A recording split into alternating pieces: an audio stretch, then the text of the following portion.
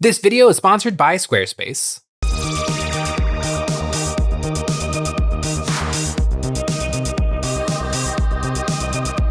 Hey guys, Jay here. Welcome to Models Memories Weekly, episode 228. Models Memories is a show about nothing and is filmed in front of a live studio audience. This is a show where we're talking about painting, modeling, and working experiences from the week. Now you might be thinking to yourself, Jay, you put out 3 videos a week. Ow! Could I possibly have more to say? Well, I do, and here goes. I've actually been doing a lot of miniature painting and building recently, and Games Workshop gave us a very surprise pre-order that is very surprising. But you know what else is surprising? How easy it is to build a more personalized website with today's sponsor, Squarespace. Squarespace allows anyone to design the website of their dreams with the most powerful and easiest design tools in the industry, like Design Blueprint. Using AI technology empowers anyone to build a more personalized website tailored to their needs, crafting a bespoke digital identity. Choose from a professionally curated selection of styling options to build a unique online presence from the ground up. Squarespace makes sure it's easy to launch your website and get discovered fast with integrated optimized SEO tools, so you show up more often to more people and grow the way you want. With Squarespace, it's never been easier to set up a unique online storefront. Whether your services are physical, digital, or service-based, selling your wares has never been easier. Squarespace offers an unmatched ability to showcase your unique wares with images, videos, reviews, and add-ons, all capped off with their seamless checkout tools, letting your customers use whatever system they prefer, whether Klarna, ACH Direct Deposit, Apple Pay, Afterpay, or ClearPay. Squarespace offers a free trial for you to dip your feet into and test the waters, and ready to dive in head first, you can go to squarespace.com/EonsOfBattle or follow the link in the description to get 10% off your first purchase of a website or domain. I've got 2 big projects on the paint desk right now. One of them I actually really need to get a move on, and that is another spearhead. I have been loving spearhead, and I've been slowly trying to figure out what is my next spearhead, because I need one that is powerful enough to beat Sean, but I also really enjoy playing. I've really been enjoying the new Ossiarch Bone Reaper spearhead. Oh, what's it called? Mortesian Elite. It is 9 miniatures. 3, 6, 7, 8, 9. It is 9 miniatures, which is a very small number of miniatures, but they're all big, powerful, bulky dudes on 50mm bases. And I've even beaten Sean like once.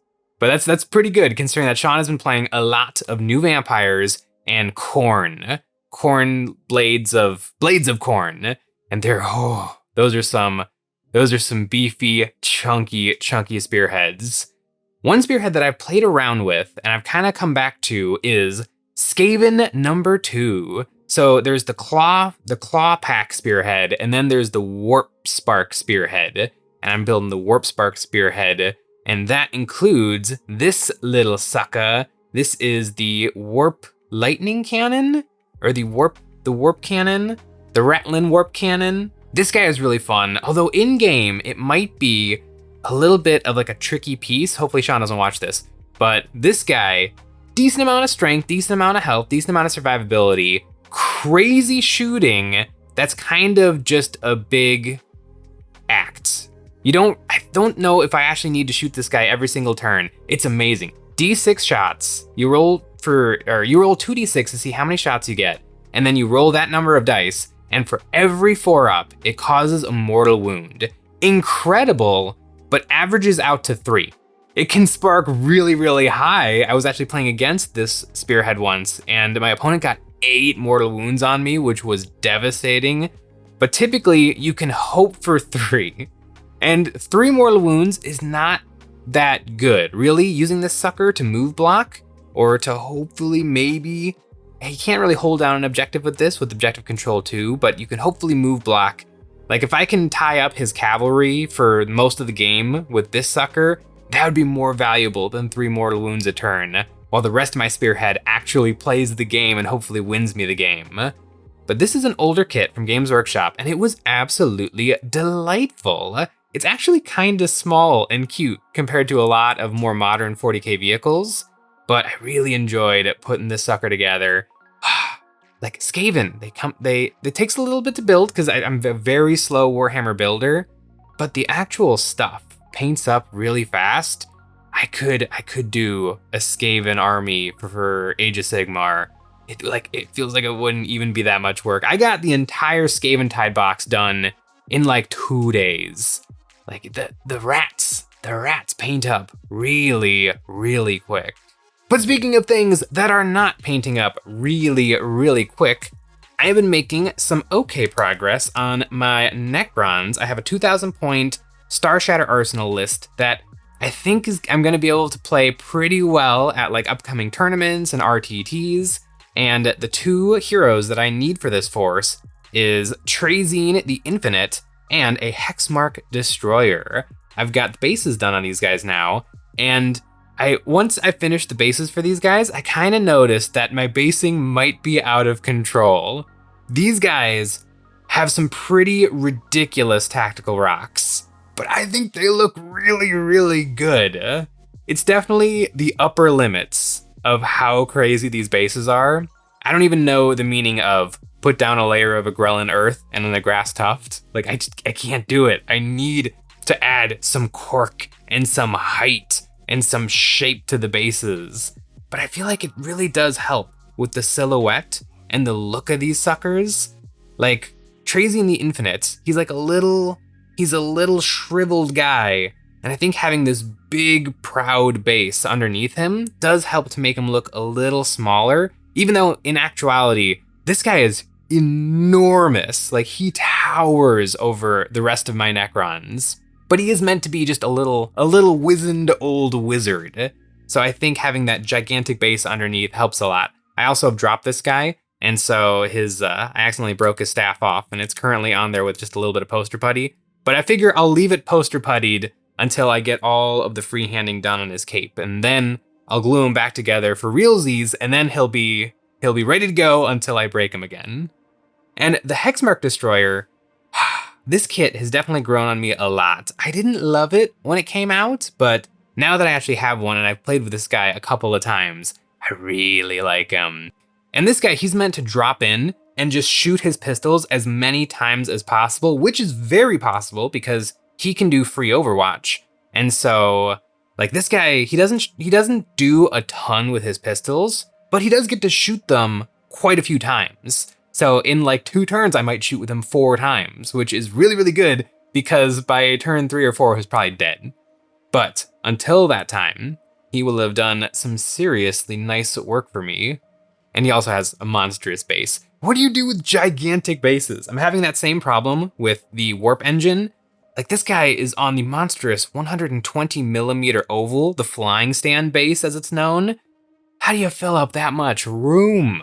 And these wheels are pretty flat, so wherever this guy sits on that giant base has to be pretty much perfectly flat, or else it's gonna look a little ridiculous. It's a lot of room. It's a lot of room to fill up. One thing I kind of like about bases like this, especially when I have a propensity to break the boundaries of the base, is it does help. It kind of creates like a buffer between everyone else's models in the terrain and my models, which does do a good job of keeping them nice. But this is something that doesn't really exist on a model that Games Workshop is redoing right now, and that is the Humble Drop Pod. We've got the official rules for new Drop Pod, and it is new Drop Pod. For some reason, the old Drop Pod is a giant pain in the butt to build and to make it so that you can have all of these beautiful little petals that open up. But the new one, the petals are permanently locked open. They're a bit shorter, but just a bit shorter. And so we were all hoping for Games Workshop and the rules to say that the petals don't exist for gameplay purposes. The hull is the upright part, and they did that. But you still have to deal with these petals on the tabletop because they're physically there. And so the question is, what do you do if I want to drop pod this sucker right next to a building or a piece of terrain or right next to my own tank? Because that's perfectly easy to do with the opening and closing doors. You just don't open those doors that are currently stuck next to something. But with the new one and the doors open, what does that mean? Like, what does it mean to ignore something that is physically 2 inches sticking out of your vehicle? Like, when I drop pod this in, and it has to be 9 inches away from enemies, do I also kind of have to be 2 inches away from terrain features? Because the terrain is physically there. Do I lift up my building, put the drop pod in, and then put the building back down on top of the little door so that I can tuck it up right next to the building, all nice and somewhat hidden? Like, it's weird why would you have the doors permanently open? This kit is old and they figured it out. You can have these doors and they just like friction fit. You don't want to wiggle it too hard, but they will stay closed. With the doors permanently open, it's just a giant pain in the butts. And so I was thinking, okay, I have one drop pod. I should probably jump on eBay and buy up a couple of the older kit of the drop pod. But for pre-order this week, for Warhammer the Horus Heresy, the old drop pod is apparently the Heresy version of the drop pod. And so this kit is still available from Games Workshop, exactly like this. Why? Why? The new one looks exactly like this. It's just a little bit updated. A couple of like these little squares and doodads are rearranged a little bit and the doors are permanently open. But other than that, it's the exact same kit. So why are they still selling it? Do they just have so many drop pods in warehouses all over the world that they're like, we'll rebox them to Horus Heresy and just sell them out, and then we'll have the new double drop pod kit. But yeah, you can still buy the old, better drop pod for Warhammer the Horus Heresy, but it looks exactly like the classic drop pod. There's never been a different version of the drop pod. There's the Dread Talon for Chaos, which is very, very cool and humongous, but there's only ever been one version of the drop pod, and it's this. And the new one is just this with the doors permanently open. Also, it's a giant pain in the butt for transport because I can fit like 4 of these in the corner of like one of the trays I use to transport my models, maybe 3. But with them all open, that's gonna be one whole tray of just drop pods. Now the rules for drop pods do look very interesting. They lost the gun that I never once remembered to use, but they gained deploy and charge. Now it's a 9-inch charge. It's a little bit risky, not as risky for Black Templar because we have a lot of shenanigans, but like 9-inch charge, you can't quite count on it, even with a command point reroll, because command point rerolls are always a trap. You don't do it because even if you needed a 2-up, if you command point reroll to try to get that anything but a 1, you're guaranteed to roll that 1. There's no chance. I've played so many games, and you usually command point reroll something over the course of the game. I feel like it's gotta be maybe 10% of the time the command point reroll just really comes in clutch. It's also usually something dumb like an advance roll where you rolled a 1, and so you reroll it and it's a 2, and it still doesn't let you get onto the objective, and you just wasted all that time. And that precious little command point that could have been +1 AP for a beautiful attack, but now it's just turning a 1 into a 2 and still not helping you out. It is very confusing that old drop pod is sort of not replacing new drop pod, or new drop pod is replacing, but for the foreseeable future, you're still gonna be able to buy the classic better drop pod kit. I'm definitely gonna be buying one, just so that I can have it in my collection. Also, with the new Black Templar Codex coming out and, what's it called? The Godhammer detachment for Black Templar, where things get benefits for disembarking from vehicles. I think there might be some serious play with the good old fashioned drop pod. I've only used this guy a few times to deploy some shooter squads. I actually had a bunch of Infernus Marines hop out of one of these suckers, and they did some okay work, but It's risky. It's risky putting a close combat squad in here because of that 9 inches. It's a little bit risky because this has to stay 9 inches away, but also the thing that deploys out of it must stay 9 inches away from enemy units, which is pretty far. But I kind of get why, because you're thinking, well, it's not Assault Marines hopping out of a drop pod. It's not that big a deal if they get their charge off. But Games Workshop has to consider you put Gilliman and a squad of Sword Brethren and a lieutenant in there, you make a Death Star squad that can take out anything in the game in one shot. So they have to balance the rules around the worst thing that could possibly happen, even if plenty of other things would be perfectly reasonable hopping out of this thing 6 inches. It kind of reminds me of the Grotsmith detachment for orcs. What was it called? It was the Daka detachment, where it gave sustained hits 2, to orc guns. And that's so cool and so cute. Like all of a sudden it's like, maybe I'll give my orc boys the Shuda instead of the Slugga, and we'll just roll an obscene number of dice. But no, because it turns out that if you give sustained hits to tank bustas, you break the entire game of Warhammer 40,000, which is so lame. Like, let me have the cool, dumb rules on the cool, dumb models and just make like a little addendum that says the good stuff doesn't get this rule. It's already good. Only the bad things get to have these dumb rules. That would be pretty cool, because I don't remember how they changed.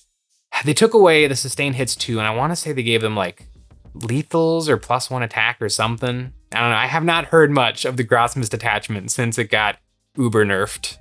The drop pod sticking around a little bit longer is very fun, but you know what else is really fun? Something new in the works from Eons of Battle.